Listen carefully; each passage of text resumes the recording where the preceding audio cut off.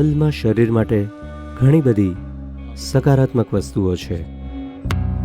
તે ઘણી ઉર્જાવાળી વસ્તુ છે. સાથે સાથે તલ ઘણી ગરમી ઉત્પન્ન કરે છે.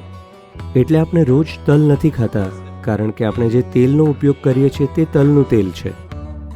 પણ શિયાળામાં આપણે તલનો ઉપયોગ કરીશું, કારણ કે તે પરંપરાનો એક ભાગ છે કે દરેકે શિયાળામાં તલ ખાવા જોઈએ. કારણ કે જ્યારે ઠંડી હોય ત્યારે તે ગરમી ઉત્પન્ન કરે છે. જ્યારે હું કૈલાસ જાઉં છું ત્યારે મોટે ભાગે તલના ખોરાક પર જ હોઉં છું. શેકેલા તલ ખિસ્સામાં રાખું છું અને હું બપોરે કે રાતે જમતો નથી અને ઘણી બધી વસ્તુઓ છોડી દઉં છું.